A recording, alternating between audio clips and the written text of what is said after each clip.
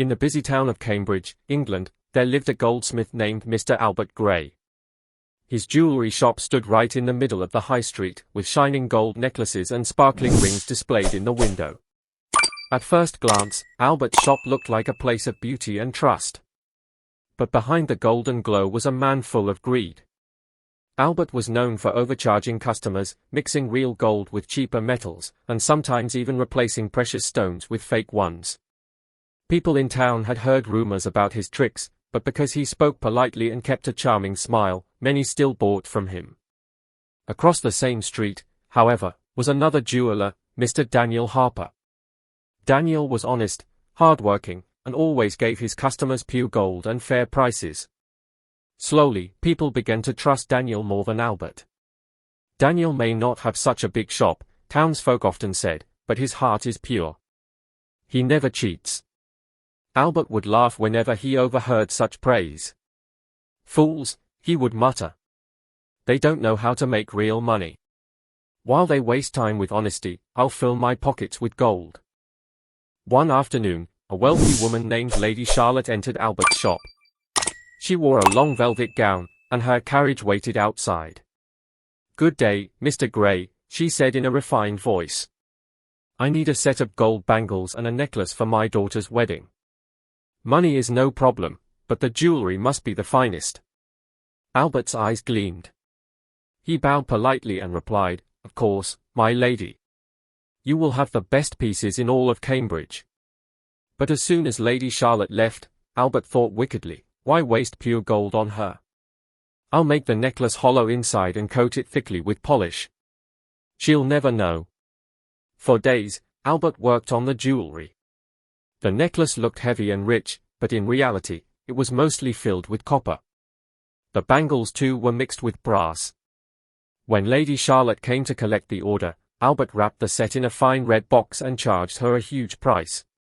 She didn't bargain, and happily paid. Albert smiled as she left. So easy. Rich people never suspect. A week later, during Lady Charlotte's daughter's wedding, disaster struck.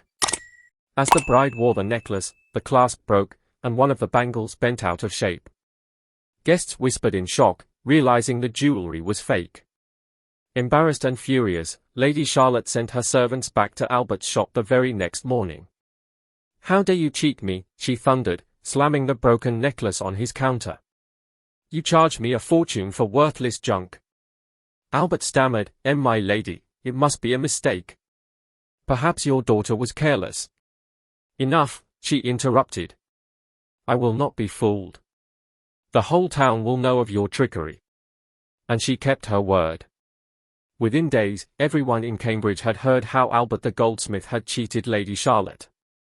Customers stopped visiting his shop. While Albert's shop grew emptier by the day, Daniel Harper's little store across the street was busier than ever. People trusted him because he sold pure gold at fair prices.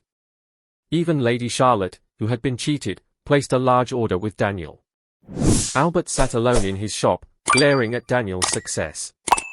His pockets grew lighter, his debts increased, and yet his greed did not leave him. One winter evening, an old man walked into Albert's shop. His clothes were simple, and he carried a small pouch. "Sir," the old man said, "my daughter is getting married next week. I want to buy her a pair of small gold earrings. It doesn't have to be fancy, but please make it pure. This is all the money I have." He placed a few coins on the counter. Albert looked at the pouch and sneered. "This money is barely enough. But don't worry, I'll give you something." He went inside, picked 2 earrings made mostly of brass with just a thin coating of gold, and handed them over. The old man took them with trembling hands, thanked Albert sincerely, and left. What Albert didn't know was that the old man was sent by the town council, who had received too many complaints about him. The earrings were immediately tested, and the fraud was confirmed. The very next morning, town officers sealed Albert's shop. A large notice was nailed to his door. "This shop is closed for dishonesty and fraud. Beware of the greedy goldsmith." Albert stood in the street, humiliated, as townsfolk shook their heads. Some mocked him, others pitied him. Meanwhile, Daniel Harper's honest reputation grew even stronger. He was chosen as the official jeweler for the council, and his shop flourished with customers from all around the county. Weeks later, a poor boy who once worked in Albert's shop asked him, "Sir, was it worth it? All the money you made by cheating is gone. And now you have no shop, no respect." Albert sighed deeply, his pride finally broken. "No, son. Greed blinded me. I thought I was clever, but I only fooled myself. Honesty may seem slow, but it builds a fortune that lasts. I wish I had learned this before losing everything. Greed may bring quick profit, but it always ends in downfall.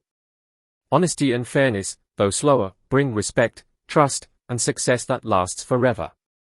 If this story touched your heart, please like, comment, share, and subscribe to Kindness Corner. Your support helps spread stories of hope and humanity. Tell us in the comments which part of this story moved you the most. Remember, sometimes the smallest yes can change someone's day, and sometimes their entire life.